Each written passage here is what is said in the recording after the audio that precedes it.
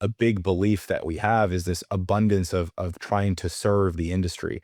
We are an industry that has a lot of people who don't love it. Regulators, neighbors, I mean, pick your poison, right? And so when you see somebody go down, it's not good for any of us. When you see bad hosts, that's not good for any of us. When you see poorly designed homes, that's not good for any of us. There's been many days and nights that, as leaders, you look at your goals and you ask yourself, can we actually do this? I can't tell you how many times I sit there and I'm like, this is going to be really freaking hard to get there. But you can never let that mentality get to your team, because your team will believe what you say and how you act.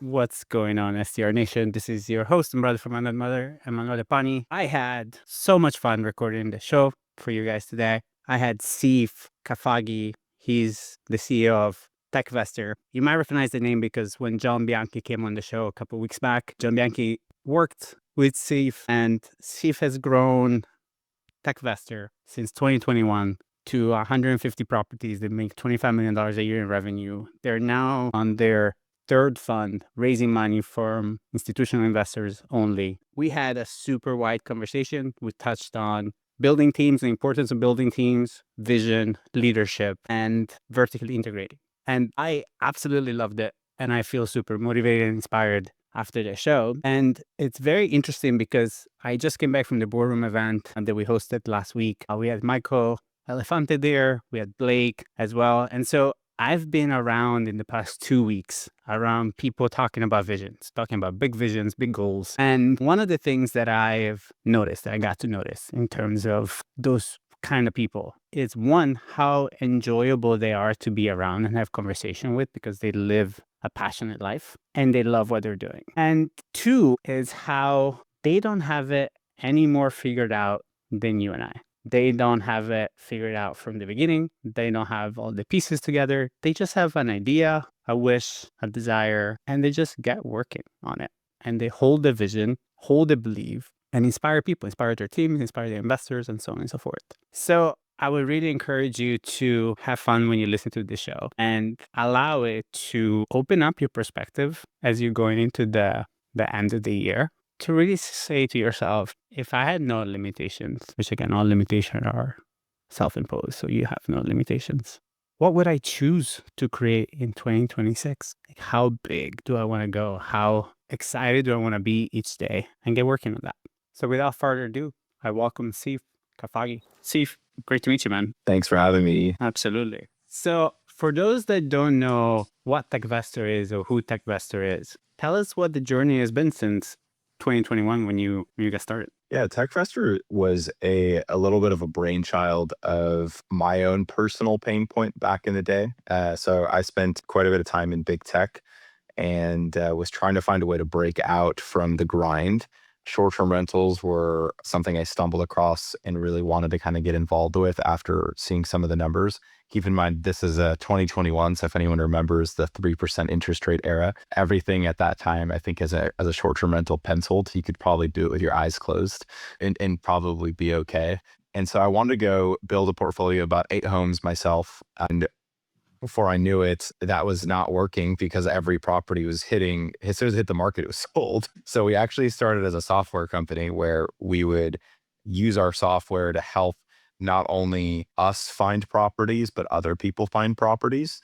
Shortly when someone would find a property, they wouldn't need our software anymore. So that was a pretty bad business model very quickly. So we turned it into a service. We kind of coined it back in the day, kind of like this Airbnb in a box. We would find it, renovate it, even possibly manage it for you. And a lot of this was really to scratch our own itch of trying to figure out how to do this at scale. And really where we found a lot of success was actually pivoting this to a fund model. So today, TechVestor is, we have a few funds for passive investors who have invested with us at 150 properties across the country and continuing to grow with our third fund that is now institutionally backed.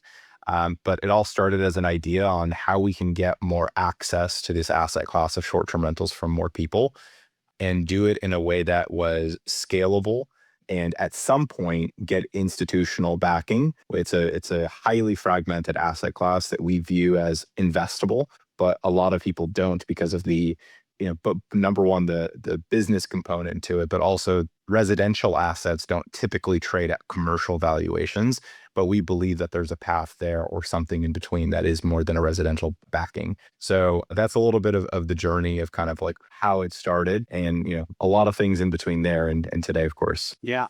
So help people understand what's the difference and why was it so important for you guys now to be institutionally backed. And I don't assume that institutional money saw you and they're like, see, if you look like such a great guy, I believe in you. This presentation, like the paper was very nice. And like, I'm going to give you access to my playbook, right? And like all my money, right? So what did you guys have to think about or bring, or what kind of narrative did you get to show and create for institutional investors that were like, okay, I can see what you're seeing right now? Yeah, that's a great question.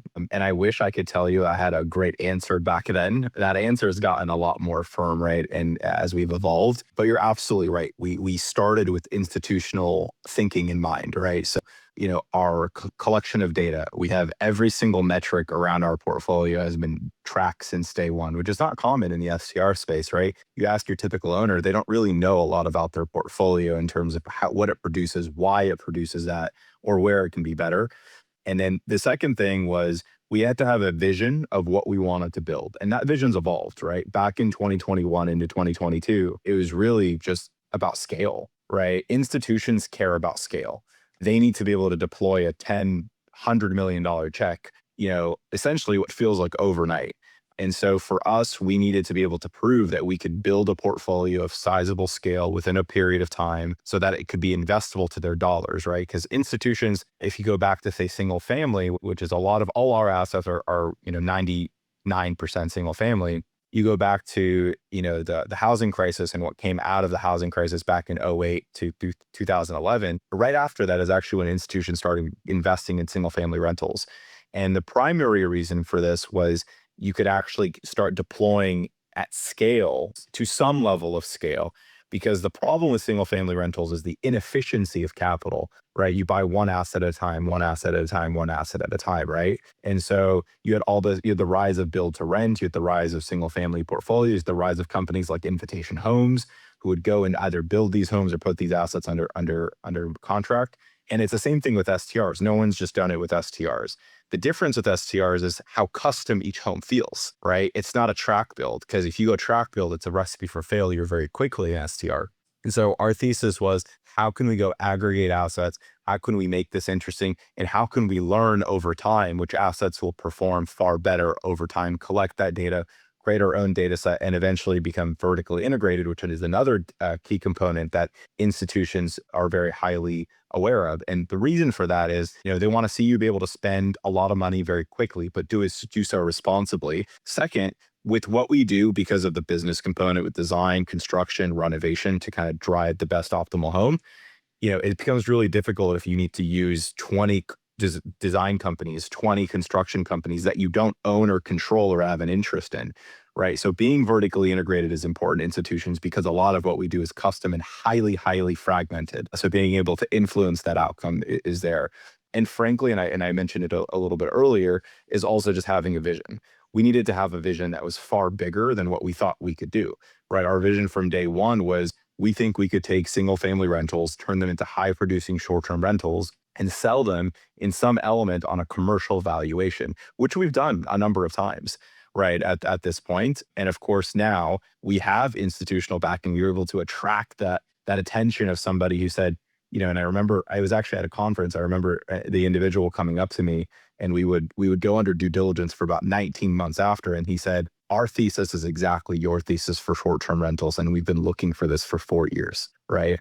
And so, that was kind of the moment we were like, okay, like, I think we've gotten the attention of what we wanted to do. And really the hard work begins now. That's awesome. I love that. Seeing the scale and seeing the growth, I assume you have a great team of people around you. It's An incredible team of people. yeah, Yeah. right. So I would love for you to share what the journey has been like. And I know you had an extensive kind of tech background. How much do you attribute your success as a leader to what came before, and what kind of has evolved since 2021? Great question. And frankly, I think I attribute most, if not all, of my leadership qualities and philosophy on talent probably due to the 5 years that I spent at Meta back in the day. When I was at Meta, I think first of all, I was in talent, I was in recruiting, I was responsible for hiring what at the time was the second largest engineering team that Meta had, focused predominantly on reliability. And I was focused on experienced hires, right? These are folks who were very well tenured in the space where it really didn't come down to money. These are not these folks that we were trying to recruit didn't come down to money, right? Didn't come down to the allure of working at Meta. It came down to the challenges that you could actually bring to them at that point in their career, the interest in the work.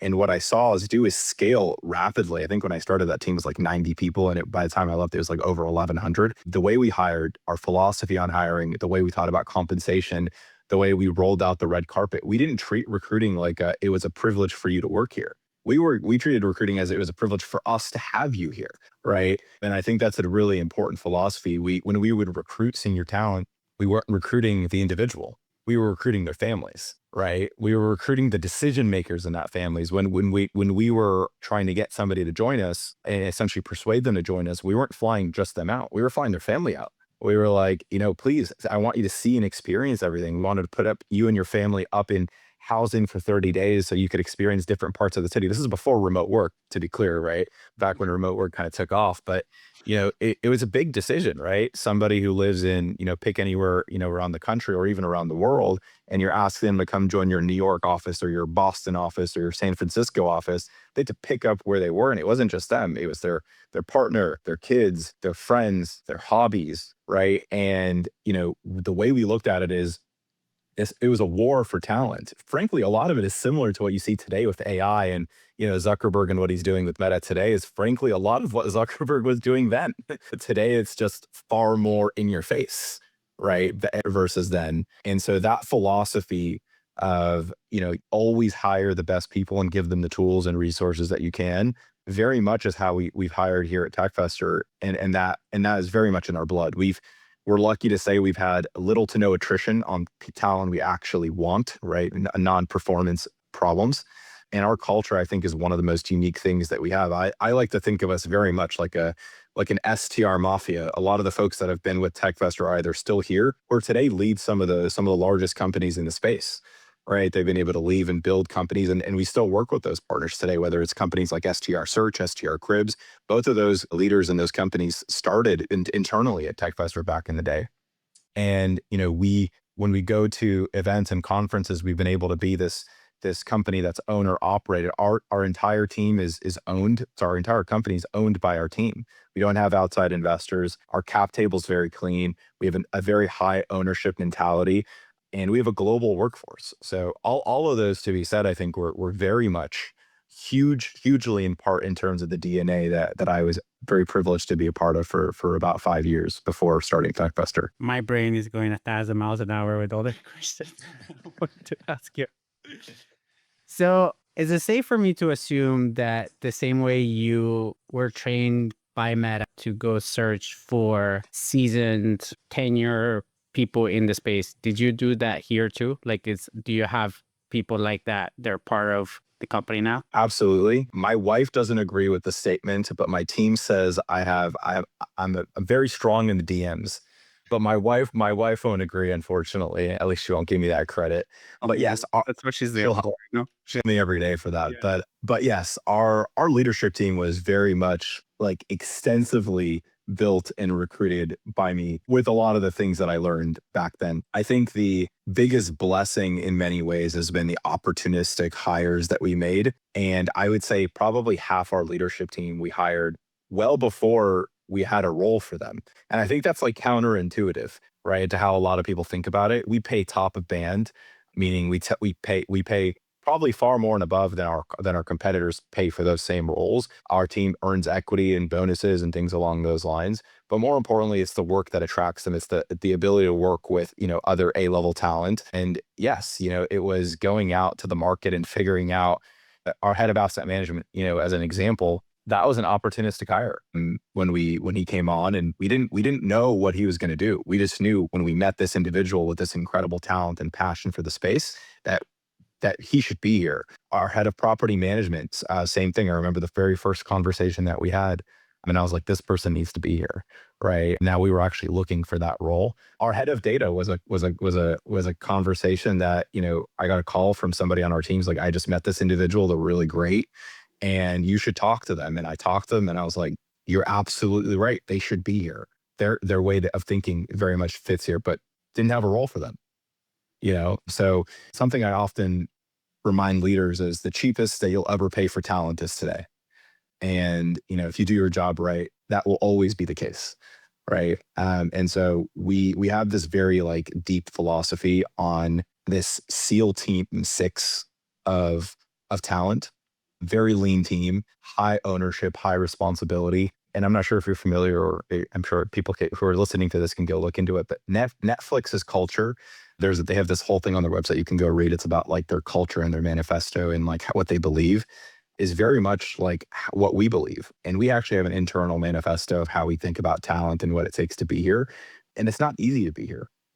I think our team knows that. Our team is like, you are excellent at what you do, or you're not here. There is no in between. And so that standard of excellence and that standard of being at the best at what we do is very much something that we pride ourselves on. That makes a lot of sense for me. The question that I was going to ask you was, I understand where the trained behavior came from, right? Like you got trained by Facebook, by Meta now to go out and find those people. Walk me through, because obviously it's one thing, hey, I'm Sief with Meta. Hey, I'm Sief with this new company that I'm starting and everything else, right? So help me understand, if somebody's listening to this, it's like, dude, I have some great people that I know out and about, and I have this great vision. I would love to involve, like I love what Sief is talking about, right? Like I'd rather have a leaner team of very seasoned people versus this larger team that maybe doesn't work as well. So what was successful for you, Sief? Like when you introduced this new company, what do you attribute to your success in enrolling people in your vision? I think you hit it right on its head with talking about vision first and foremost. I think we painted a vision that was incredibly hard to reach, which in turn made it interesting, made it in some sort of ways to this industry at least seemed revolutionary, seemed different. And I think it's very important for leaders to believe in their vision, bring the charisma, right? Bring that energy and tell a story. I think there's a lot of things that I'm really, really bad at. And I think my team will tell you that. One of the things that I would say my team would probably say I'm fairly good at is painting that vision, bringing that energy and really having that clarity about where we're going. My team likes to joke and says that I create a lot of chaos. Frankly, I do. I create a lot of chaos. We have very large goals. I set very aggressive, hard to reach goals. And I'm very privileged to have a team that is willing to walk that role with me. But you got to be able to sell your vision. I think a lot of it is sales, right? Is you should bet on me as a leader. You should bet on this company. And I think you should get human with it. I didn't shy away from any of the tough conversations, which were like, well, I got asked, what are our chances of success many of times? And my answer was low, right? Like what we're doing isn't easy. If it was easy, somebody would have done it. Many people would be doing it. Even today, we don't have a ton of competition because it's very hard what we do at the scale that we do it. But I think hard attracts a certain type of talent.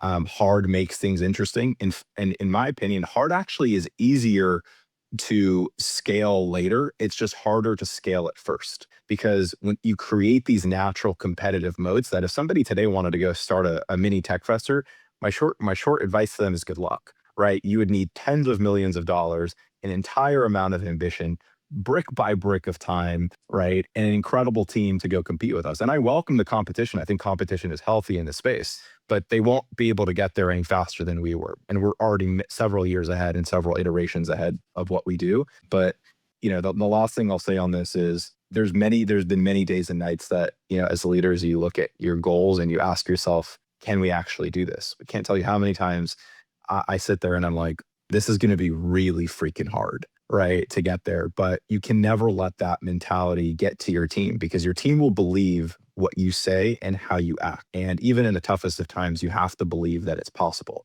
Belief whether it's real or not, or impossible or not, that sheer will to just grind. And I just saw a video actually from NVIDIA's CEO who talks about, people look at NVIDIA today as this like really very successful tech company. People often forget that NVIDIA has been around for a long, long time. Like going like really, I want to say they went public, I want to say like in the early 2000s or something along those lines. They've been around for like over 20 years public, right? And he talks about why he thinks that they're successful today. And he said, our will to succeed was far greater than someone else's will to defeat us. Right. And I think that grind, that grit is critical, especially in early startups, and leaders got to bring that mentality. We had several times in our company's history where we could have gone under. I mean, I can sit here and laugh about them today, right? But they were serious moments. So how you bring that energy in that is really important. Yeah. Sief, that was awesome, because I think I have the privilege of talking to a lot of people early on in their journey, and they're still in the W-2 spot and they want to get out of it. And I think people don't understand this kind of moment, right? Like the reality of this.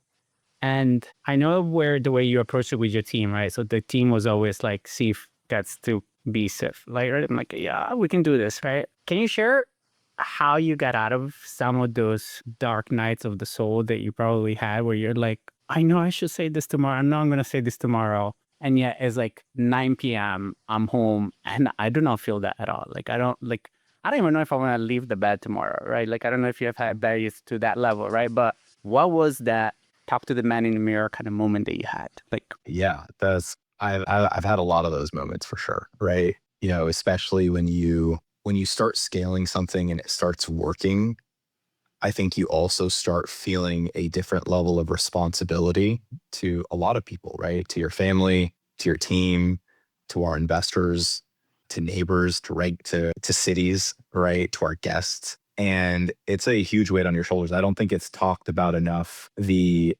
mental toughness it takes to lead a company and the support that you need in doing so from a lot of people, right? I'm very, very lucky to have an incredible family who supports us in this vision. And frankly, when I started TechVestor, we were down to our last 100 grand, as a family. And my wife was like, are you sure about this? And I said, as sure as I am today, in terms of what we're going to do. So she's been an incredible person who I would say has really helped me get through a lot of those, tough, man in the mirror moments. Some of our early leaders on the team as well, right? Because you start to bring them into the fold of how you're thinking.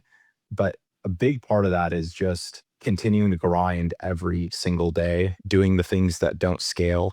Being a CEO and a leader of a company, I think, is a very unsexy job. And I think a lot of people sometimes think it's sexy. And I think a lot of times it's not. The responsibility on your shoulders, the impossible mission that you're after every single day.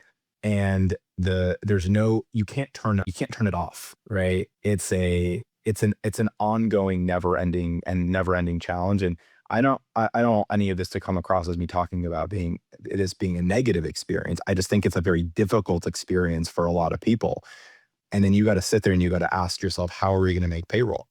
How are we going to serve the team that has trusted us to get here? What if we don't succeed? I would say also in our industry, specifically in the TechVestor journey, what we do can anger a lot of people, which makes it even harder because you're trying to get people to understand that you're not the bad guy. We are an institutionally backed today, but even then, we are the large bully on the playground in some people's eyes, right? Whether there are streets across America where we own multiple homes as short-term rentals. There are neighborhoods that we own dozens. There are cities and municipalities that we own more than that. And the target gets bigger and bigger on your back, right? Because you're seen as this infiltrator type approach, and you got to remind yourself in the mirror that you're not this bad guy, right? That you do care, right? Even though everyone around you you're hearing these things that people are saying and they think that you don't care.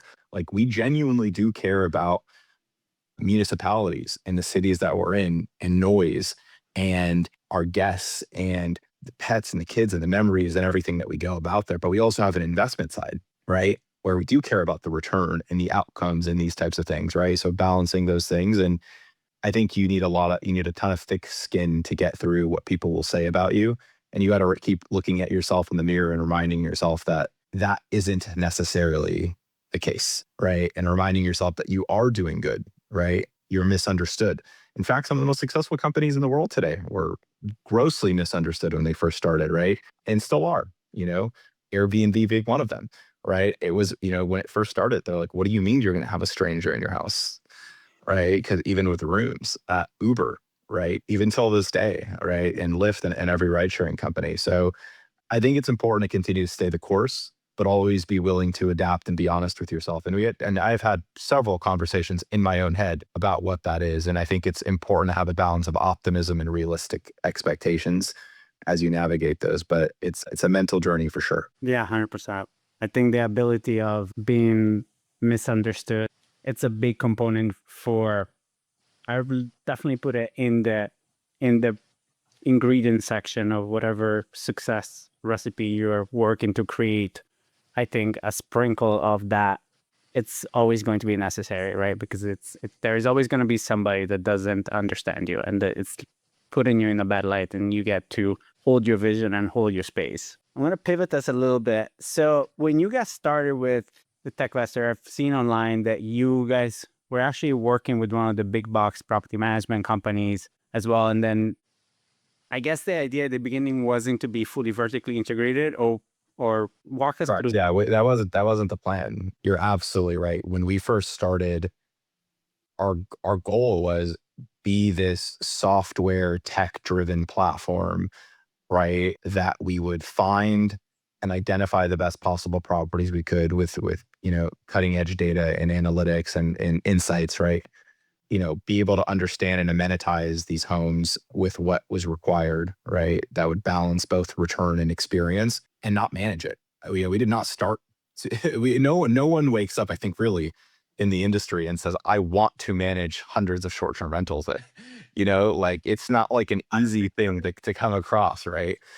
Frankly, for us, it's something we've grown to love. But really, where it started was we worked with two of the largest property managers in the country, and we just found that their expectations and the way that they cared for our homes was not the expectations and performance that we expected of them. And I remember where we were. This happened very early. This was in late 2021. It was the day before New Year's Eve, December 30th. We're sitting around the fire, me and a couple folks on the team, and we're like, the only option for us today is to go build our own. And I could not tell you how grossly underestimated that effort was when we said we would go build our own. We thought it would be far easier than it has been. I will tell you, though, that today it was one of the best decisions we ever made. It was one of the hardest journeys in trying to build and scale our company. Because when people look at TechVestor, they just see these homes. Because we're vertically integrated, we built like 6 companies at the same time. Right? We had to be able to we had to build an acquisition arm. We had to be able to design and renovate across the country, right? In a blue collar world and deal with regulation. We had to be able to manage properties across the country, right, in different time zones, and figure out the infrastructures there. We had to manage not these properties just as properties, but from an asset management perspective, we had to build data infrastructure to be able to track every little thing so we could best perform. And then we also had to think about a disposition strategy, right, as we continue to grow while we're building this institutional thesis, right, while we're also building a team on all of these fronts and recruiting and somehow staying afloat. When I look back, we did everything in reverse. We built everything at the same time, instead of going like step by step. And while it was an incredibly difficult journey, what I like to remind myself is I'd rather be lucky than right. We did what we needed to. We didn't have a plan, admittedly, of like what came next. We continued to solve the next problem, and we tried to do the right thing each time, step by step. And I think luck has a lot to do with it for sure. I think we were in the right place at the right time, but it was certainly made 100 times easier by having the right people. And we were very protective of our culture from day one. That was something that's never changed. And that was huge. And I think even that cultural shift and our cultural mindset is why we didn't think that those property management companies would take care of our homes and perform the way that we expected them to. And it showed very early. And our standard for excellence has been there since day one. And because their standard of excellence wasn't near ours, it was an easy decision, right? It's been a very hard line in the sand for us, which is, we want to be the best at everything that we do across the board.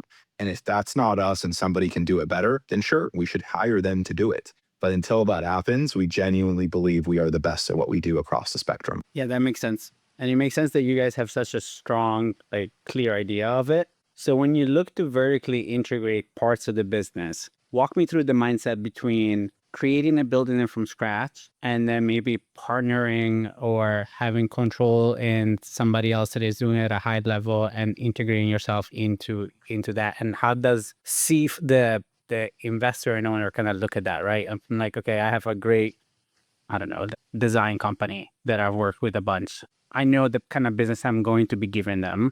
I want 50%, or, like, you know what I mean? Like, how do you think about that? Yeah, I wish I could tell you that my investor hat was on for some of these, but it really wasn't. We were so operationally focused that was the only thing that mattered. It wasn't about we're giving this company a ton of business, therefore we should, take an interest in them or do something like that. We genuinely just wanted to work with the best of the best. And so to give you like an example, Josh, who's the founder of STR Cribs today, I remember working with him first before, through his own construction company previously. The thing that stood out to me was he was the first general contractor that we ever talked to. And this is probably, we've done 2 or 3 dozen projects at this point already across the country, who like understood the guest experience without me telling it to him. We're talking about this backyard and he tells me, well, I think you should lay it out this way. And here's why. And you should add a rubber backstop to this outdoor bowling because it'll drown the noise from your neighbors. It was like these little tidbits of knowledge, right?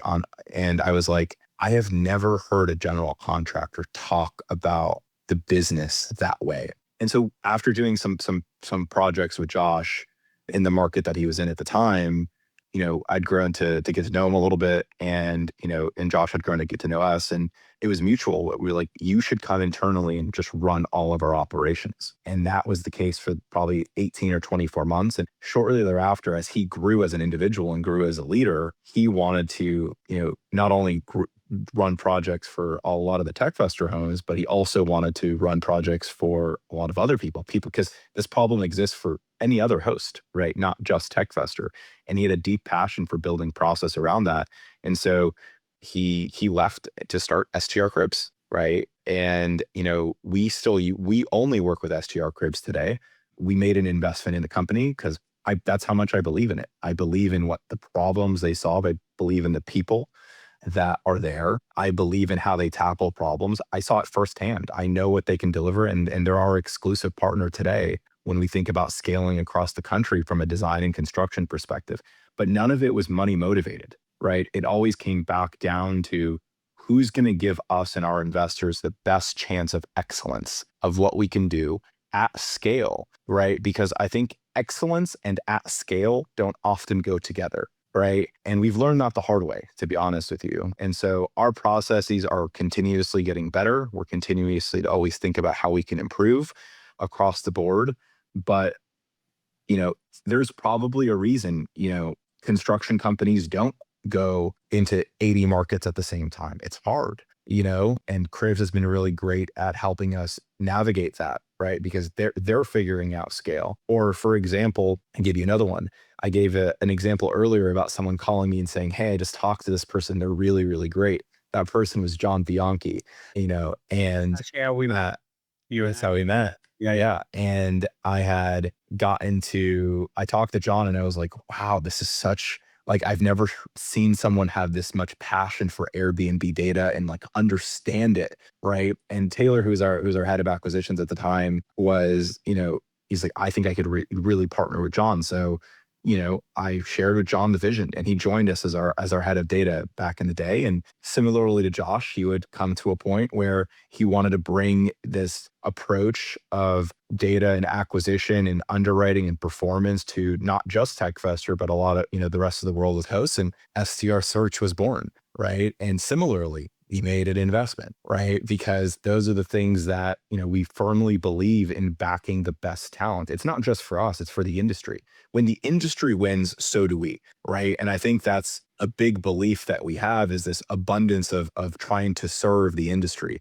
We are an industry that has a lot of people who don't love it. Regulators, neighbors, I mean, pick your poison, right? And so when you see somebody go down, it's not good for any of us. When you see bad hosts, that's not good for any of us. When you see poorly designed homes, that's not good for any of us, right? We want to continue to up the standard in the industry, and whatever TechVestor can do to be a part of that solution, part of that journey, part of that conversation, we have a responsibility to do so, right? Going back to the, analogy that sometimes people see us as that big bully on the block. We're not the bully. We're just sometimes the first to do it, right? Setting hopefully what will be a path for somebody else to see it. And, we have the resources to go do certain things, and we should contribute to those conversations on how we can be better. And, and going back to answering your initial question, our vertical integration didn't happen because of anything financial. It happened because of need. It happened because of how could we scale without these partners and these resources. And without them, frankly, without like our partners at Search or our partners at Cribs or any of the partners that we have on the ground in many of the markets that we have today, we're just another failed story, right? And so our DNA is very much the people that are here and that have worked with us here, and we're very thankful for them. Yeah, I had John Bianchi on the show a couple episodes back. So if you guys want to listen to John's story, you can find it. But what I find evident is you're sharing similar to him, similar to a lot of the times that I get excited about a show, right? Because it comes to the point that it's like, it gets to the half-hour mark, I'm either lost in it, like I am today, right? I'm like, fuck, it's already 40 minutes. I need to kind of wrap.